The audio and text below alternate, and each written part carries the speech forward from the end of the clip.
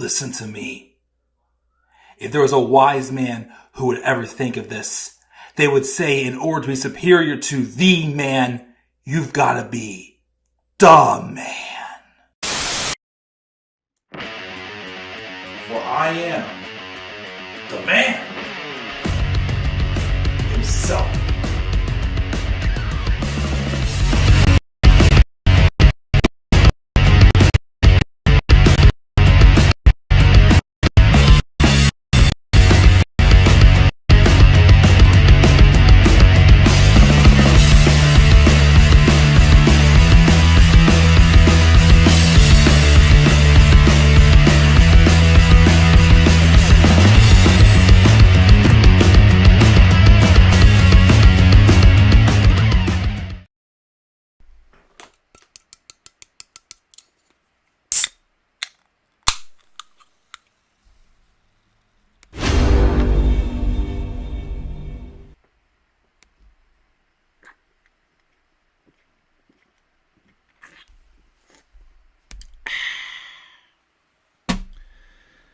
Alright guys, how you guys all doing tonight?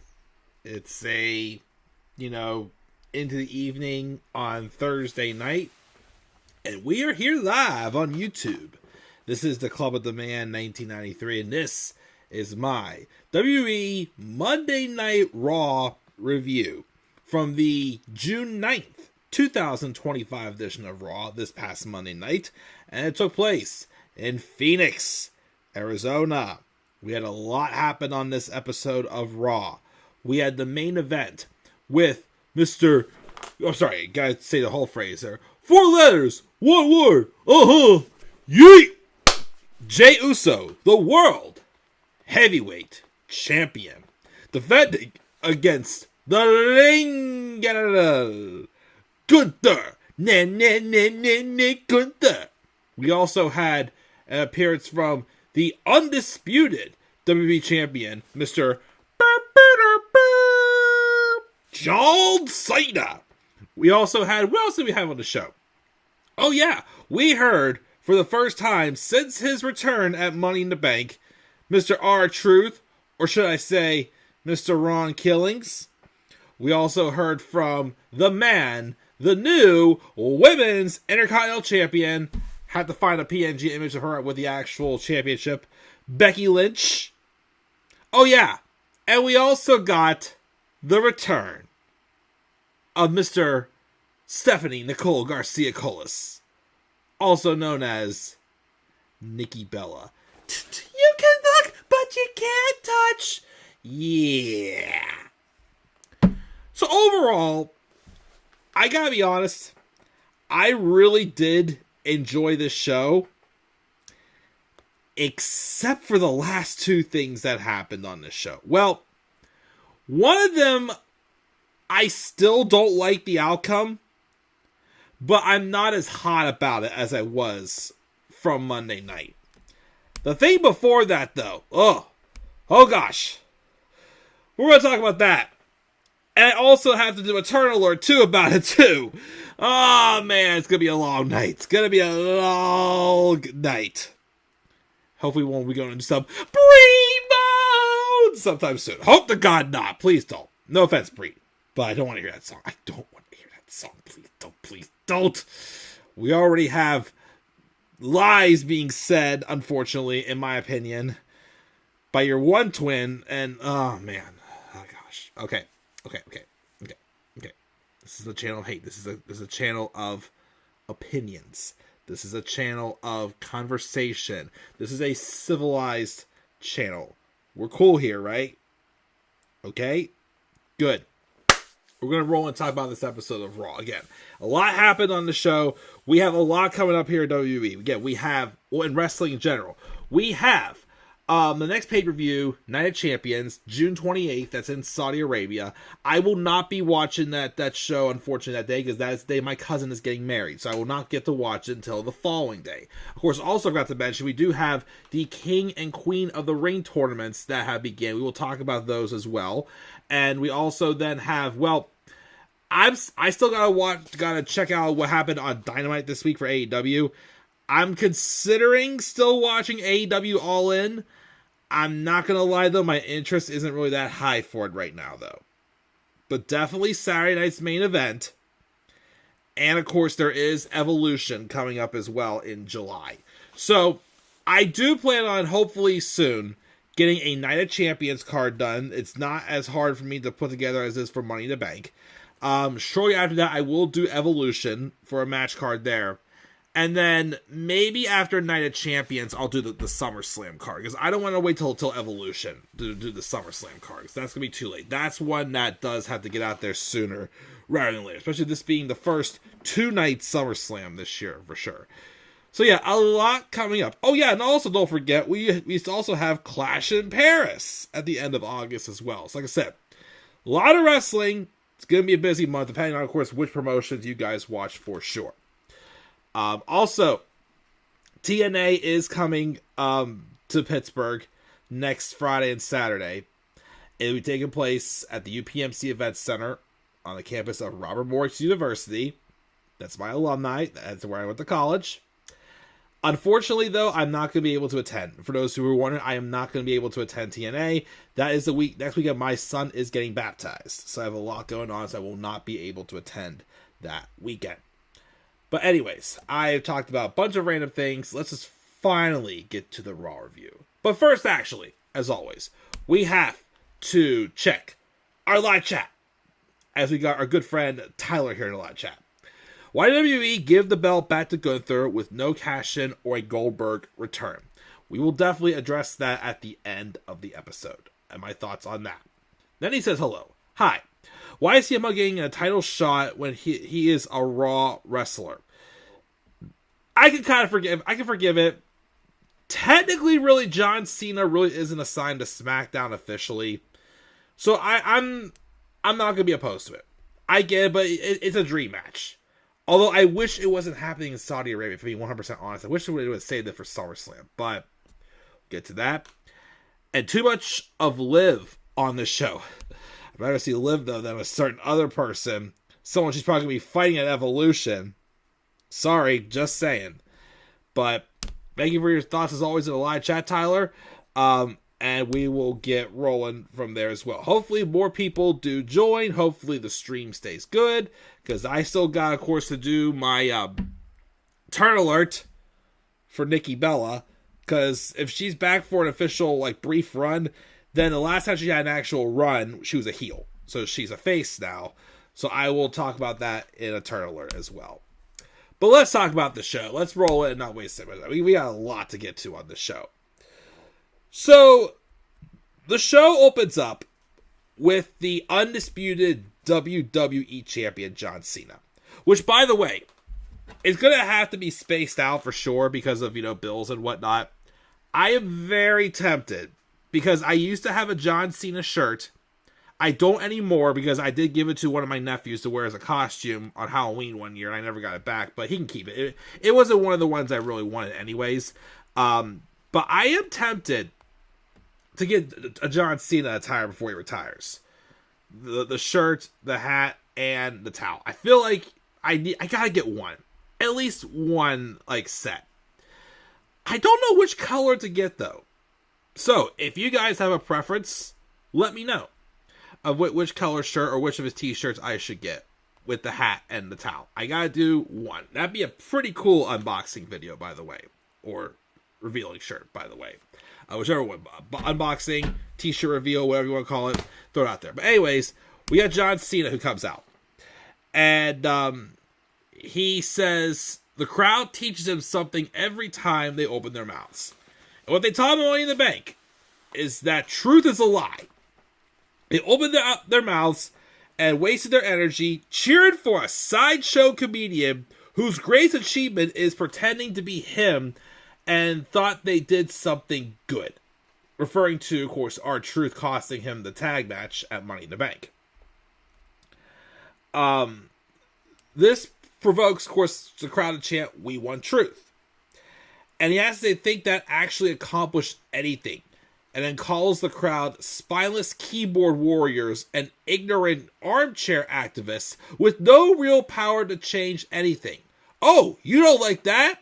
Well, R-Truth is a gimmick that they'll spit out in a year and won't care about at all anymore. We will talk, of course, R-Truth later on, as he does make an appearance on this show. He then tells the crowd to never use him to benefit one of their garbage pity parties ever again, because this is his farewell tour. He has limited time. We started at 36 states, now we're down to 19. We're halfway there. And if you want to accomplish something, don't waste your voice to summon the class clown. Send them competition. The way he sees it, everyone they cheered for, from Truth to Cody to Randy, he has shut all their mouths and beaten all of them. This brings out CM Punk. And they go all throwback to 2011. This is the first time also Punk and Cena have been in the ring since Cena turned heel at Elimination Chamber. So Punk comes out and he asks John, are you comfortable? Because he wants him to be comfortable because there's a lot of things he wants to get off his chest. He's prepared to have this conversation with his fists, but one way or another, he will listen to everything he has to say right now. It's ironic, isn't it? John's strapped up. The Boy Scouts say he's going to ruin the establishment that made him who he is. And CM Punk, the iconoclast, the outcast, seemingly defending the establishment. The more things change, the more they stay the same. And he's not defending the establishment. He's not standing TKO or trying to save billionaires. I think that was a Vince McMahon reference right there. Punk is here for the people. Is John mad because the establishment picked him, but the people never did? Firing that he's a corporate figure. And Punk was chosen by the fans in 2011 to be the voice of the voiceless. And you want to say you don't get the best? Well, Punk claims that Cody is the best.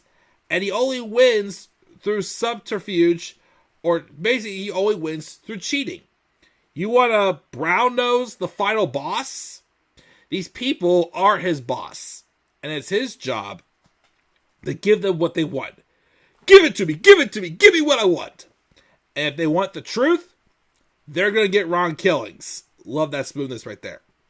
We're all spokes on a wheel, and he's always said that it's time the CM Punk teaches John Cena that he's just a spoke on the wheel, and it starts when he takes that title off of Cena's shoulder. He says, remember when we locked up at Chamber? Felt electric. And then Seth Rollins hit a curb stomp, and Cena then took advantage, put Punk in the STF, and the last thing he ever remembered hearing before he passed out was John screaming, I'm sorry, because he knew what he was doing wasn't right. And Cena knows what he's doing is wrong. And the crowd starts chanting, you sold out, you sold out. And then Punk says after he takes the title off him, he's going to spend the rest of his dates crisscrossing the country, apologizing for what he's become.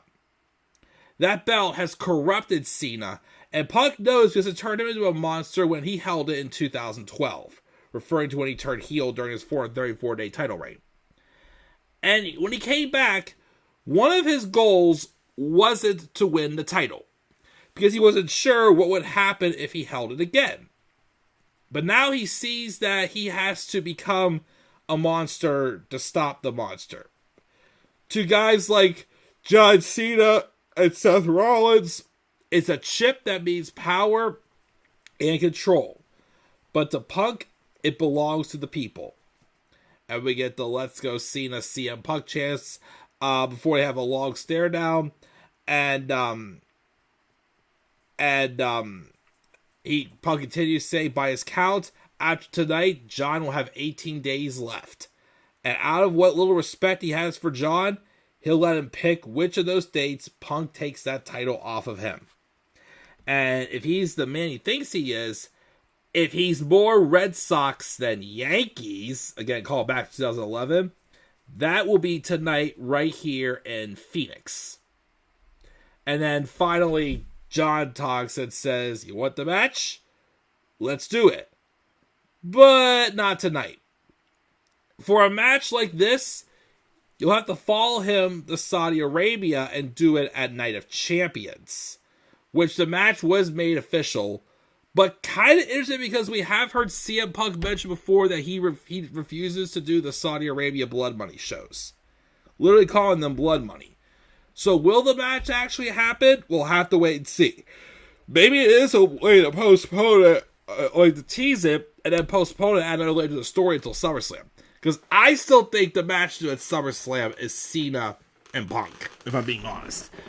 I'm starting to get that bad feeling it's going to be Cena and Cody. Fine, Cody's going to take the belt off Cena eventually, as it's still very obvious it's going to happen. But can we at least get something different for SummerSlam? Like, I don't want all rematches for WrestleMania. I want something different. So, like, you could do a John Cena to CM Punk. You could do, heck, John Cena and LA Knight, for crying out loud. You could do John Cena and Sami Zayn, or Sami Zayn. I don't know. Something different. I don't want to see, like, all the world title matches all be rematches from WrestleMania. I don't like that. Give us something different, please. But we will see if this match with Cena and Punk does actually happen at Night of Champions. But that was, again, other than, of course, the fact that it's going to be in Saudi Arabia, I did really enjoy that opening promo. Like I said, there was a lot of callbacks to some of their old promos in their old feuds, especially during the Summer of Punk in 2011. So I enjoyed that. Then, after that, before we got into more action, commentary did share the King and Queen of the Ring brackets. And tonight we're going to have one first round match for each, the King and the Queen. All of them are fatal 4-ways of first round matches. My only thing I'm confused about, though, is why is the semifinals a Raw versus SmackDown match? Shouldn't they be Raw versus Raw and SmackDown versus SmackDown for the semifinals? Just my opinion. I'm not sure why they did it crisscross. Something different, I guess, but I don't know. It doesn't quite make sense to me. I do like, though, that they're doing fatal 4-ways in the first round because they're giving more people opportunities to be in the tournament. I did notice, though, Chelsea Green's not in it, which I'm kind of head-scratching about that one. And the men, for next week's Raw fatal 4-way, there is a mystery opponent. Who that'll be? Could be Jey Uso, what happened this week. Could be him. I've heard rumors say it could be Ilya Dragunov. I've heard people say they want it to be Karrion Kross.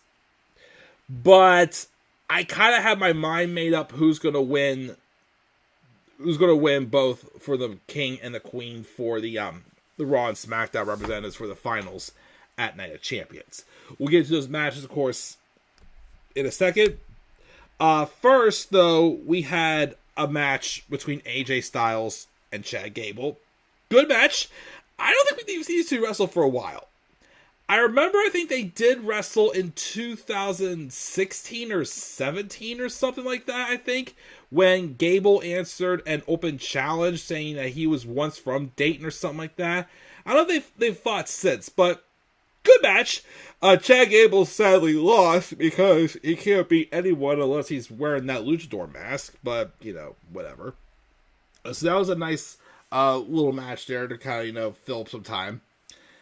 Then backstage we have Liv Morgan, as she is in the Fatal 4-Way for the Women's Queen of the Ring first round match.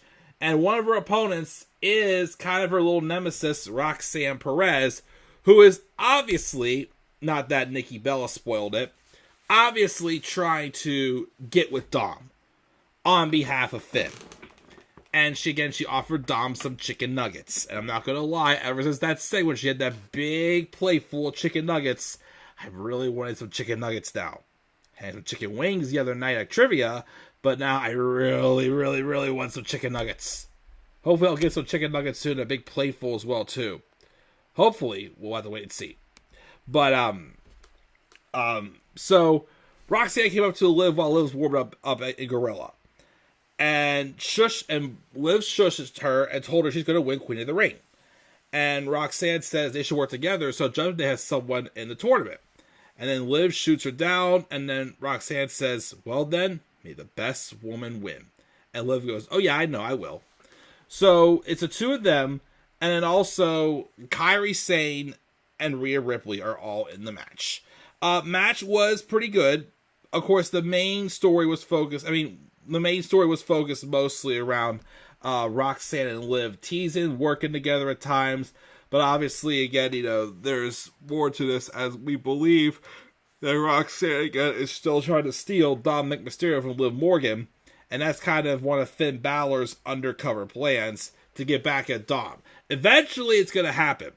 And again, I really am into it, especially because it is giving Roxanne some groundwork to lay out her foundation on the main roster. Again, my only problem I still have with it is the fact that who can believably be the baby faces?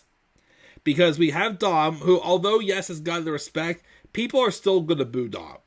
And Finn Balor, I still think has no like momentum at all to be cheered as the baby face. Roxanne, I think, is the only one that may be able to get out of this as a face. Because I do feel like that as a heel, she's good, but I feel like she's just a heel for the sake of being a heel. But she makes it work. But I think, people just want to support her and whatnot. But the story of the match goes as Roxanne Perez, though, does get the win as she rolled up Kairi Sane, who had Liv Morgan rolled up. So she saves Liv, thinking that she did wonders for Liv.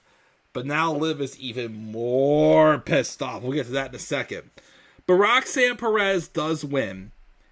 Honestly, if it was Raw versus Raw in the semifinals, I'd say have Roxanne go all the way to the finals. Her winning would be like a nice dark horse pick. But I do think it's time they're going to start giving Jade Cargill her main event seat. So I still think my winner in this tournament is Jade Cargill. And if Jade does win her match on SmackDown, which I think is tomorrow night, then she's going to be facing Roxanne in the semifinals. And if Roxanne faces Jade, I unfortunately at this time do not see her getting past her. But Roxanne again would be a pretty cool pick to win. But of course, it got under Liv Morgan's skin a lot more. Anyways, Becky Lynch was getting ready to come out backstage. She walked past the arguing Austin Theory and Grayson Waller. Just split those two up already, please. You've teased it for how long? Just do it. We also got a hype reel because Nikki Bella's coming back. She was backstage hanging out with her old pal Natalya, and she also got to meet Maxine Dupree.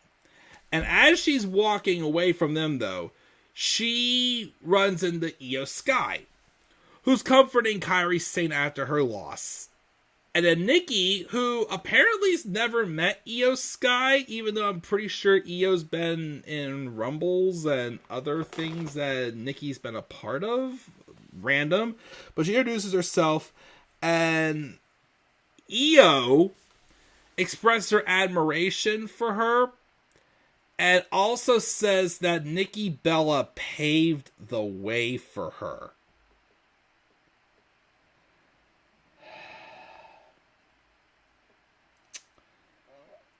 We'll talk about this more when we get to the turn alert.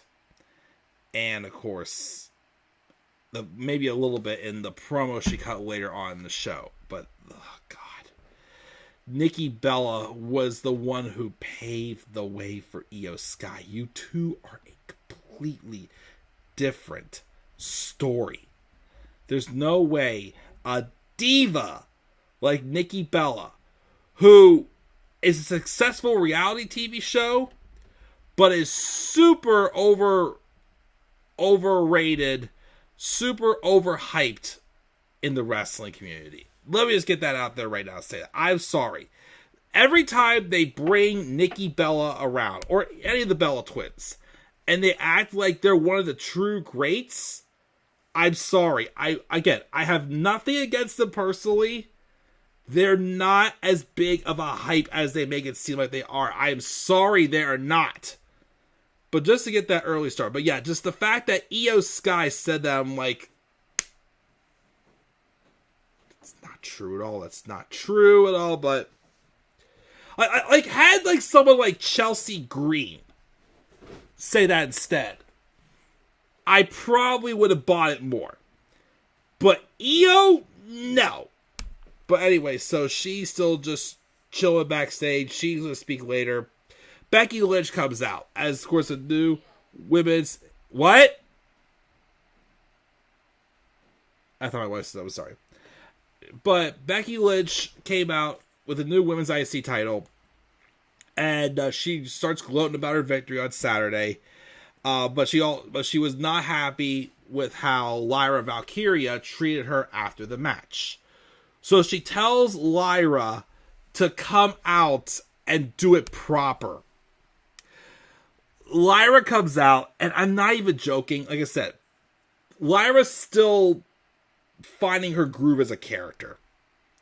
She came out, and you can tell, like, this looked like first day acting poses or something like that.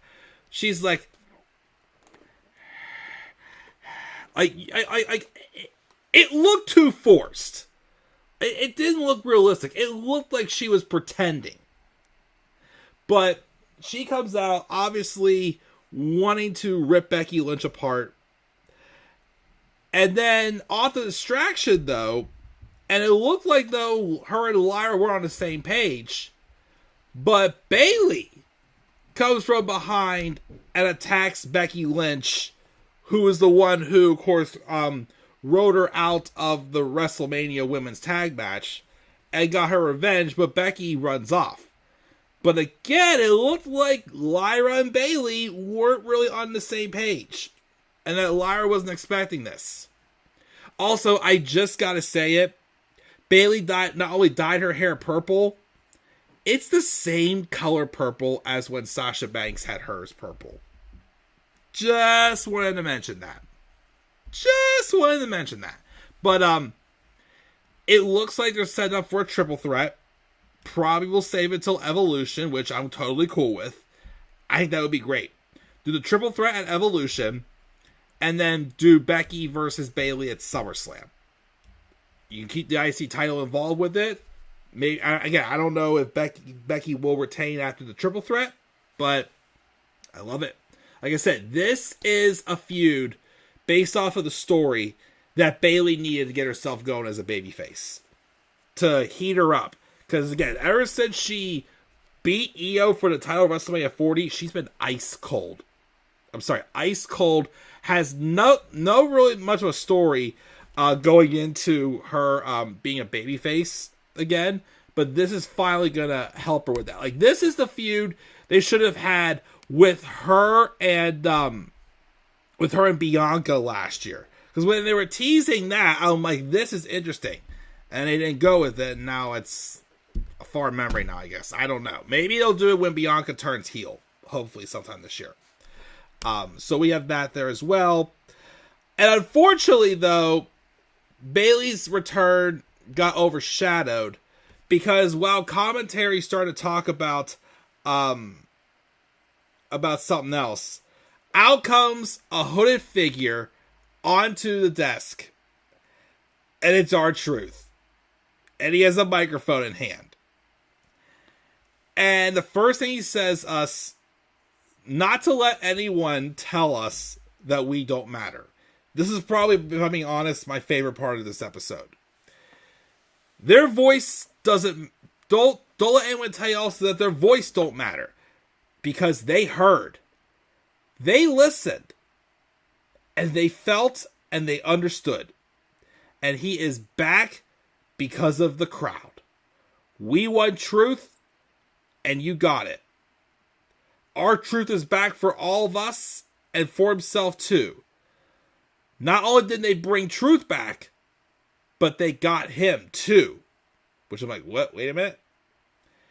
He says that we all love R-Truth, and so does he. But sometimes R-Truth can be too funny, too nice, and too forgiving. Not him, though! He wishes you would. And he feels different. Alive. And for anyone that thinks he's a lie or some sideshow act, a gimmick, refer to what John Cena said earlier. And I'm basically waiting for him to say, I'm going to prove you wrong. But no, he even went further with it. He pulled out a pair of scissors and cut off his dreads. Yes, R-Truth, I don't know how long he had them for, cut off his dreads live on TV. And the crowd's chanting, holy shit. And he says, the truth has set him free, and he is Ron Killings, the truth, the whole truth, and nothing but the truth. Now put some respect on his name. Slammed the microphone down, walked out through the crowd. Again, I love this. This gave me Kofi Mania vibes. Like, this was R-Truth, or Ron R-Truth Killings, he's going to be known as from now, I think. This was him. This was very real. And I felt like the character he was portraying was the heel character, but in a babyface way. Like, it felt like he was trying to bring back the same gimmick. I said the heel character. I'm sorry, the heel character gimmick, except in a way we like it. So he has that gimmick, but he's still a babyface, and he rolls with it. It's gonna be much more serious. It's gonna be interesting. Does that mean he's gonna win a title this time, though? Because apparently rumors are he has said this is gonna be his last contract. I don't know if he'll get a title, but you never know. Like I said, this promo gave me Kofi Mania vibes. Like, remember how I always say, like, when I really realized how real Kofi Mania was, it was during the Gauntlet match when AJ Styles was being, a babyface going, hey, it's all good. If you need to step away, it's okay. And then Kofi gets him and goes, no, fight me, fight me, fight me. I've waited 11 long years for this. And I'm just like, oh, shoot, this is serious. I got the same vibes from this promo with R-Truth. Just saying. What if he entered King of the Ring? What if he won King of the Ring? And what if he's the one to dethrone John Cena? I doubt it's going to happen. But even if it's not King of the Ring, if it's some other way, because remember this too, R-Truth saying, put some respect on my name. They gave him a match against Cena that wasn't even for the title. You don't think that would realistically bother him too? That they acted like he wasn't even worthy of getting a shot for a title, but just a free match to get embarrassed on TV? You never know. So I'm very interested to see where they go with Mr. Ron Killings. But he's got no dreads, and we got. So I look forward to seeing where that goes. But yeah, by far the best thing on the show was that promo for sure. I gotta agree. Backstage, we have Dominic Mysterio warming up for his King of the Ring qualifying match. And he sees Finn Balor and JD McDonough. And Finn asks if he thinks it's strange that Dom is in King of the Ring. But Dom just says that he figured Finn wouldn't mind if he represented Judgment Day in the tournament while Finn and JD go after the tag titles. Finn goes with it, and then Roxanne Perez shows up. And Finn's happy she won. And then JD says the same. And Finn's like, well, Dom, you happy too? And then Dom is kind of like all awkward. And then Liv Morgan and Raquel Rodriguez, though, roll up. Not amused. And Liv's still upset. She goes, why is everyone celebrating? And Finn's like, because Roxanne won. And she saved you from losing to Kyrie. And Liv says, should that be okay? Fine. And she walks away. Obviously, she's not fine. Just like Ross in an episode of Friends, when he would go, I'm fine. She's not fine. Oh, no. Liv Morgan's not fine. we then have a backstage with Seth Rollins, Braun Breaker, Bronson Reed, and Paul Heyman. Seth, who of course came out also at the end of the CM Punk and John Cena promo holding up the Money in the Bank contract to say, hey, I'm here by the way. He says they represent an all-out assault on both world titles, and whether they take them by victory or by heist, absolute power will be theirs. Just quickly, straight to the point. Braun Breaker then has his King of the Ring qualifying match, and he took on Dominic Mysterio, Penta, and Sami Zayn. Almost the same match from WrestleMania, except they had Finn Balor instead of Sami in there at WrestleMania. Match was really good. Crazy spots. Very close, call of a match for sure. But, surprisingly, I didn't expect this. The winner, because LA Knight got involved with the match and took out Braun Breaker, and rumors have he's going to feud with Seth Rollins. Interesting feud there for sure. But, to my surprise, though, the winner of this match was Sami Zayn. I think that win kind of makes him a pretty heavy favorite to win. Because I think SmackDown, because Cody's in the tournament, I think it's very obvious that Cody's going to get to the finals.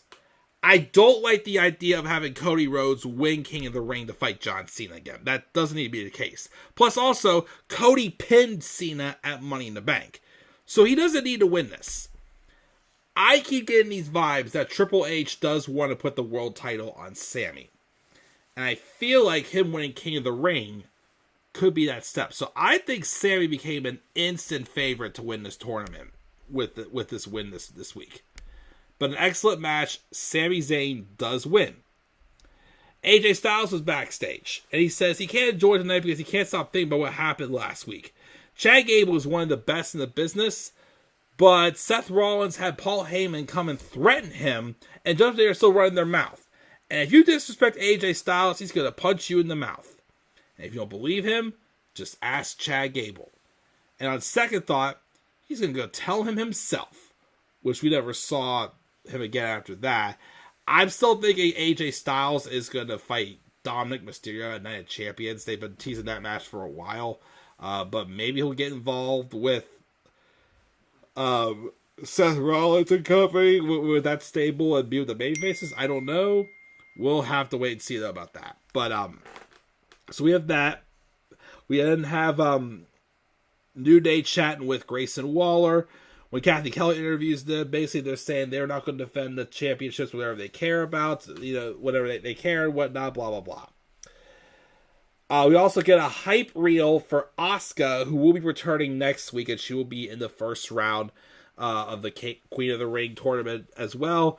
Since if the brackets are really how they are with Raw and SmackDown facing off against each other in the semifinals as well, I'm thinking Asuka's gonna be the one to go to the finals but lose to Jade, if I'm being honest. That's what I want to think. Alright, let's talk about this. Nikki Bella comes out. You can look, but you can't touch. She comes out. She says how great it is to be back. And she thanks WWE and her Bella Army. And she starts hyping up Evolution 2, how it's finally happening. And she remembers main eventing the very first one, which again, she had no reason to.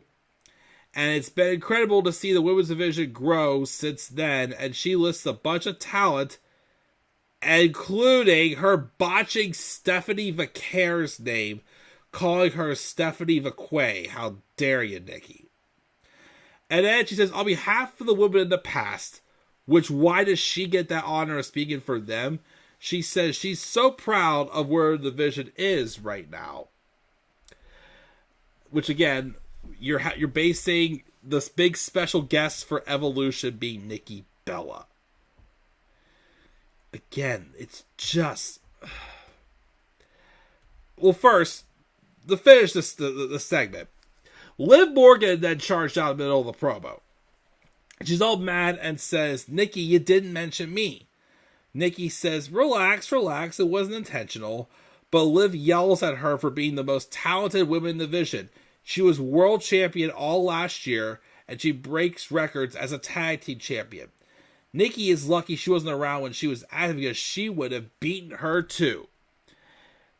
She realized she didn't mention her because she's jealous, and that she has everything Nikki doesn't. She has respect, a championship, and a man. To which Nikki says, Liv, I get it. You lost. You're angry. It's a bad night for you. But speaking of your man, I'm trying to figure out who he belongs to. Is it you or is it Roxanne Perez? Basically just telegraphing what's the obvious in the room.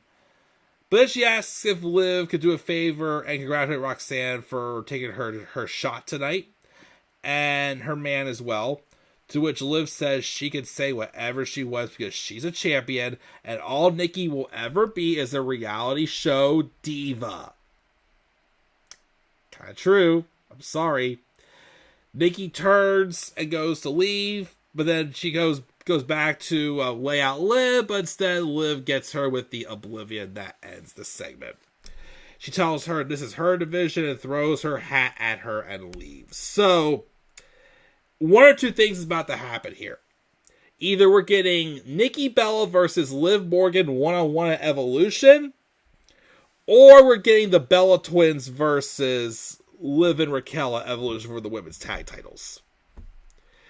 Honestly, I'd rather have them do just a one-on-one match, because why would they just bring Nikki back and not Brie? Like, you know if it's set up for a tag match, it's going to be so obvious Brie's coming back. And no offense, is anybody screaming for that to happen? Not me, at least. I'm not. Oh, gosh. Again, like, the problem I have with Nikki Bella. Is she successful? Yes. But in reality television. In wrestling, she was decent at best during a time where no woman was a good wrestler. And even like in 2018 when they did Evolution, they had her main event the show. Yes, I still think that should have been Becky Lynch and Charlotte Flair. But at least, like, the one thing I could say, she was a heel, and she was everything that we didn't like about women's wrestling. So, even though I did like that main event in the show, it kind of worked. Now you're going to have her be a babyface. And they're basically they act like the Bella Twins are legends in WWE. They are legends on reality TV, but they barely done squat in wrestling other than marry and date the guys they've been. I'm sorry. Again, I'm sorry. I'm not saying they shouldn't be in the ring. I'm not saying that, they suck. They don't. But they're overhyped. And even with Triple H around, they still overhype them. When in reality is they're divas. And to me, their characters have always stood against what we've accomplished today. So that's why I was really bothered by what they did with Nikki Bella on the show.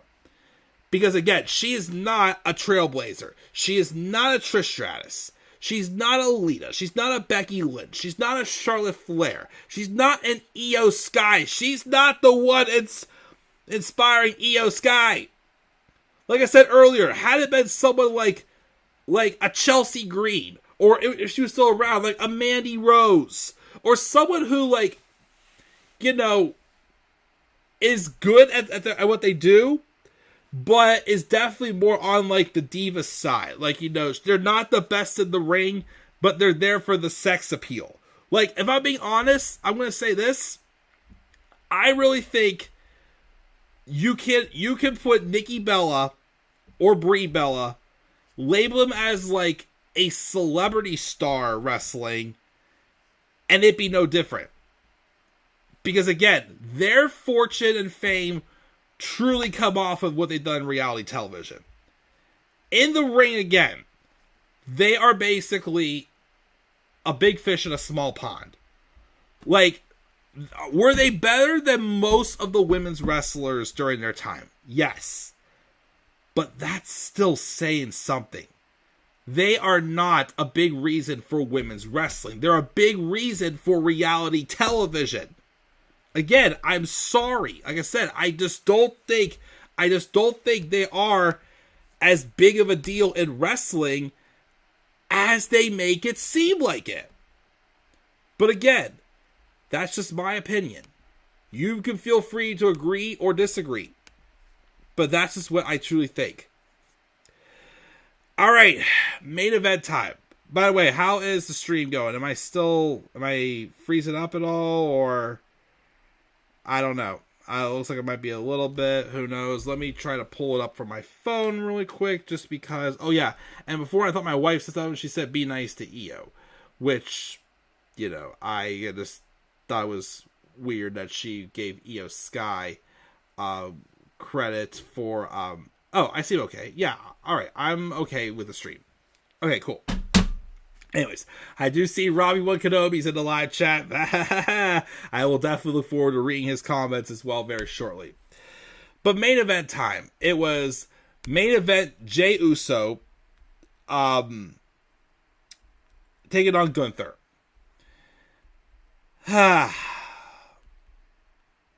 72 hours later, what is my honest thoughts about this? Well, we'll talk about the match itself. The match was really, really good. It told that story. They did play into the story of like Jay's recent, because the main thing they were going off of here was Gunther telling Jay last week that you have heart, but heart can cost you being at the top. And, they played into how he's been trying to help his friends. How, obviously, he took the tsunami from Bronson Reed recently. And he's kayfabe-wise banged up. So they did kind of play that into the match. And yes, Jay fought tooth and nail like an underdog against the obvious, much more... realized to be world champion Gunther. And they had some good close calls with those attempted submission maneuvers towards the end. And then, of course, Jay passed out and lost the match. Which I figured they were going to at least tease him passing out. But I truly thought Jay was still coming out of this match with the world title. Instead, though, he just dropped it right back to Gunther.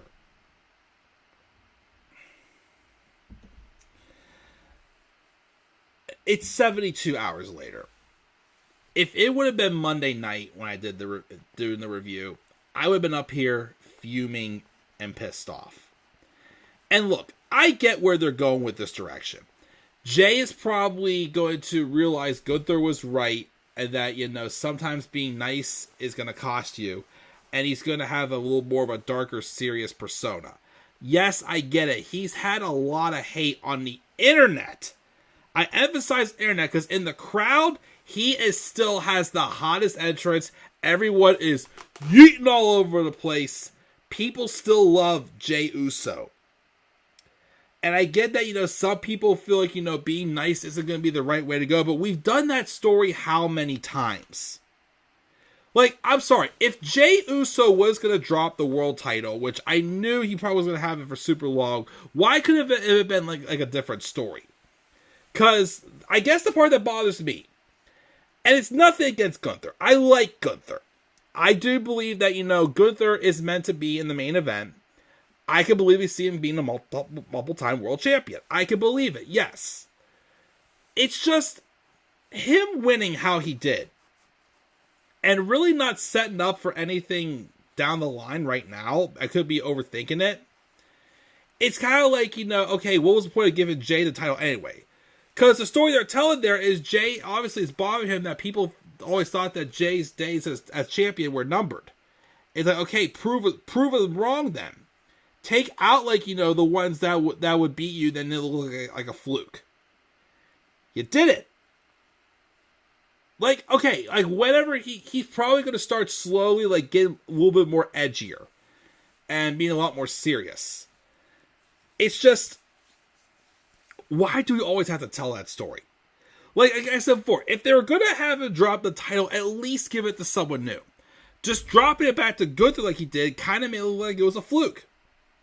And again, could he maybe get back in King of the Ring and get his shot back? I don't know. But like I said earlier, I don't want to see all WrestleMania rematches at SummerSlam. And here's the other problem too. Goldberg is advertised to return next week. And apparently that retirement match is going to be happening at Saturday Night's Main Event in July. I did not want that match to have the title involved. That match does not need the title. Having the title involved makes it so obvious that Goldberg's just going to lose. Because that's all he does when he comes back. Fights in title matches and loses. Why couldn't we get Goldberg versus Gunther, no title one-on-one, and just end it that way? That's another problem I have with this. Like, again, like, yes, they did a good job at making our hearts broken for Jay. And I get where they're going with it. Yes, I appreciated that they told the story with his injuries and how, like, Gunther is telling him, you know, if you have heart, it's not going to be enough for you. It's going to cost you. Yes, I get that. WWE tried to tell a story here. Yes. It's just, I'm tired of seeing Jay get shorthanded like this. And it's like, why does everybody always have to go to the dark side to be taken more seriously? Again, this is a guy who got over naturally. The crowd loved him, even though some people were pissed off that he won the Royal Rumble over, again, of all people, John Cena. Again, this is just one person that I respectfully can't agree with people who just say this man should not be a main eventer. He is a main eventer. He became that because he earned our respect and got over on his own. They didn't realize when they just randomly had Jay be kind of like a character feud to help build Roman Reigns' new gimmick. They didn't realize what they had walked themselves into with this. So yeah, it's like, at least I just wish as champion they would have made Jay look a little bit more legit. And again, like I said before, it's nothing against Gunther. It's just now it feels like we're back to where we were before Mania. And it's like, did that win against Gunther Mania really even matter? Because, like, you could have done something like, again, like with John Cena trying to ruin wrestling and having Logan Paul, a YouTuber, be a piece of ruining that wrestling. Honestly, because of that layer, I would have been okay if Logan Paul would have taken the belt off of Jey Uso. Because it had a proper story to it. Now, with Gunther, it's like, you could do him and Sami if Sami wins King of the Ring, but again, I've seen that how many times? Yes, it could be Gunther and Ilya Dragunov if Dragunov comes back soon, but my thing there is Dragunov has been on the main roster for that long. Not everybody watches NXT, so like, why are you gonna have them headline a big show like either SummerSlam or Clash in Paris? Like, it's an interesting spot there. But I just wish they would have had Jay be a little bit more legit before they pulled the title from him. So, I still thought it was a great match. I just still question, was it the right call to take the belt off of Jay? And to send him now in this, like, darker path where he's more serious and whatnot. I don't know. But, yeah, Gunther wins in the main event, and that's how the show ends. I would say if it wasn't for, you know, my disappointment in Jay losing and the Nikki Bella stuff, this probably would have gotten an A- of a grade, but because of those couple little things, I gave it a B+. Raw gets a B+ from me this week. Alright, now I want to take a quick swig of my Coke and then check the live chat.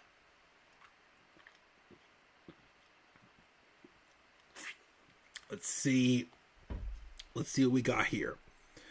I think we were up here with Tyler saying fire Logan Paul. I wish, but again, we can't deny how good he is in the ring. Punk turned heel in 2012 as champion, yes. And Judgment Day, please. Io has not defended her title since. That's right. Io has not defended the title since WrestleMania. That is odd. I didn't notice he said that. And here's Robbie. Mikey! Thank you for the likes on my Money in the Bank photos over the weekend, for sure. I hope you had a great time, Robbie. I thought it was a hell of a premium live event, especially from a live experience. Robbie, of course, attended Money in the Bank, and I saw his post saying I think he's done SummerSlam, WrestleMania, and Money in the Bank. Well, Robbie, I'm kind of swapping you a little bit there because I've done SummerSlam 3 times, WrestleMania once, and 1 Royal Rumble in 2014. Robbie, I still challenge you to find a way to the Rumble, and I'll try to find a way to Money in the Bank someday. Plus, I had a great time at the Superstore where I finally got a taste of that, say it with me, spicy, zesty, Puerto Rican Zelina Vega flavor. I did see that you did get to meet Zelina, which I thought was very cool for sure. Hopefully she was cool to chat with. I'm pretty sure you couldn't tell her that line because you would have gotten a black mask from Aleister Black, but that was very cool. I saw you got to meet her. Congratulations on that. Tyler says that Ron Killings was the best part of Raw with Cena and Punk. I definitely agree, yes. Do you have any concern that based on the outcome of the World Heavyweight title match on Monday Night Raw, that Adam Pearce named Jey Uso as a surprise 4th man in the upcoming men's Fatal 4-Way? Yes, I think there's a chance, but like I said, I'd rather not have that happen because I don't want, we know we're going to get a rematch with Cena and Cody at some point. Cody doesn't need to win King of the Ring. And also, like I said, I don't want to see all WrestleMania rematches at SummerSlam. So I'd rather have them do it another time. So yeah, I hope Jay's not that mystery opponent. Again, I think the finals will come down to Sami, Zayn, and Cody Rhodes. So either way, that mystery opponent will not matter. Stephanie Vaquay, yeah, oh gosh, I can't believe Nikki Bella mispronounced that name. Speaking of reality show divas, Nakamura's voice. Gentlemen as well. Rusev is a total diva. Remember, that's why they were fighting.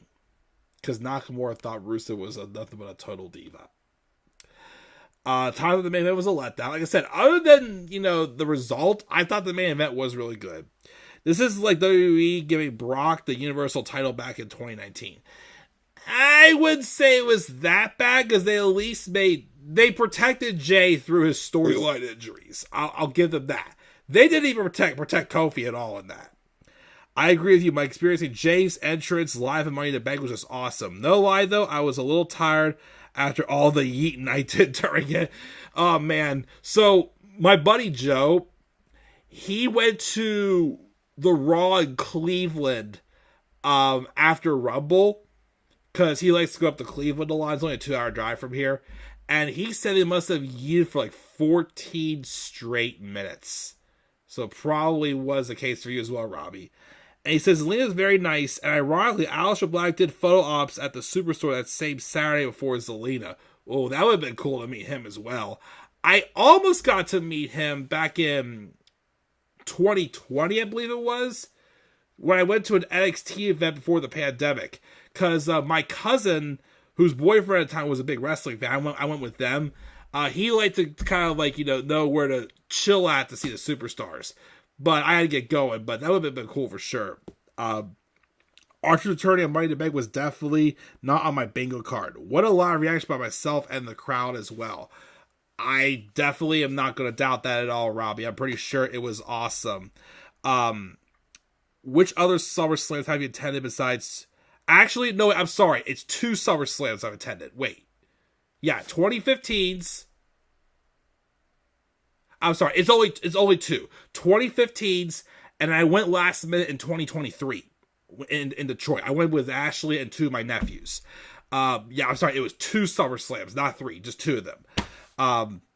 I almost went last year because Dan and Joe went last year, but that was before I was considered. But then we found out about the baby and whatnot, and then I decided not to go. Dan's actually going to be going to he told me he's planning on going to night 2 for SummerSlam this year because one of our friends now lives out in Queens. He's going to stay there. He's only going to go one night. But yeah, just that one. But yeah, I think that's going to do it here, guys. I definitely talked a lot. I think I would. There was a lot to talk about from this episode of Raw. But I do want to film my Nikki Bella turn alert. So I'm going to do that really quick. And then I'm going to go watch a couple of my shows to get caught up on some TV.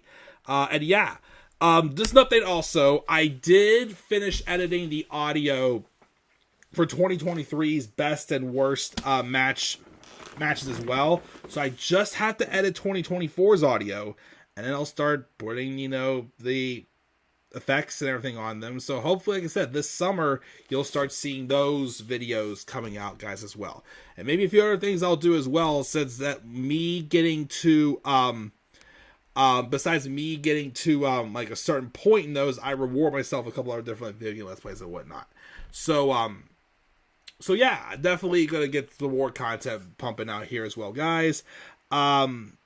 Robbie says, well, I definitely will not be traveling to Saudi Arabia for Royal Rumble next year. Thank goodness, no. So we'll see if I can make it happen in 2027. Other than that, I only have Survivor Series left to check off. Survivor Series, I wouldn't say it's on the top of my list, the 10, but it would be nice for something different. But yeah, Money in the Bank, I'd love to attend. I'd love to go to another Rumble, because the only Rumble I went to was in 2014, and we all know it had even though it worked out in the end, it was not one of the best ones, and I had floor seats for that too, all the way in the back. Not the best view, to be honest. And I was a few rows behind Ben Roethlisberger as well. So yeah. Also, Raw is coming here at the end of the month. I unfortunately also will not be attending, but I do gotta get attend another wrestling event. The last wrestling event I believe I went to, I think it was either a SmackDown last year. Yeah, it was a SmackDown last year when Bayley defended the women's title against Naomi. That's the last event I've attended in person. But yeah. And for me, my goal is to attend the big 4 out of 5 pre-live events at least once. Rumble and Survivor Series are what I have left. Well, Robbie, my friend, I do definitely hope you get to have that happen for sure. You definitely deserve to live that experience. And again, congratulations on meeting Zelina Vega. I thought that was a nice little surprise there. Haven't met a wrestler in a couple of years. Not sure. It's probably since I went to WrestleMania, probably. I think it's the last one. Can't remember. But I'm going to check out now, guys. Thank you again for both Tyler and Robbie for joining me live. And again, I will be doing my turn alert for Nikki Bella right after this. Stay tuned for that. And then I'm going to get ready to just chill for the rest of the night. So, guys, what are your thoughts on Raw this week? I gave the show a B+. Again, other than the Nikki Bella segment and the outcome from the Gunther and Jey Uso match, I thought it was a very, very good show. Set up for a lot of great things to come for sure down the line. Again, I will be recording my SmackDown review this weekend. Of course, don't know when, because it is my first weekend as a father for Father's Day. So I do have plans with my dad on Sunday, and Ashley wants to take me out to dinner on Saturday as well. So, again, I'm looking forward to enjoying this weekend for sure as my first weekend as a father. And again, hopefully I'll get some more content to pop out again soon here. And we're definitely work on getting a Night of Champions written card out as soon as possible as well. So once again, guys, make sure you guys slap a like on it. I'm sorry, I see something else. Robbie said something else here. The other wrestlers who did photo ops that weekend were LWO, Lyra, Chelsea Green, Alexa Bliss, Chad, Grande Americano Gable, Roxanne Perez, Lola Vice, and Stephanie Vaquer. Ooh. I would have definitely any of those I would have loved to have definitely met, which would have been very cool. But again, maybe soon. Maybe soon I'll get to go to another big event like that again. We'll see. But yeah, Robbie, Tyler, again, thank you guys again. Again, guys, slap a like on the video, subscribe for more content on my channel. Follow me on Twitter as well, The Club with the Man 93, and also on TikTok and Instagram as always, The Club with the Man 1993. I'm checking out. I'll catch you guys all again soon. And yes, Vaquer, not Vaquer. And by the way, we all know that apparently Stephanie Vaquer is dating Miles Bourne in NXT now. So definitely get her name right, unless you're going to have to deal with baby Randy Orton, because people say he's the Randy Orton lookalike and whatnot. But yes, I'll check it out, guys. I'll catch y'all later. Have a great rest of your night, and do not forget, in order to be superior to the man, you've got to be the man. For I am the man himself. And that is not just a opinion, my friends. That is a fact of life. Yeah!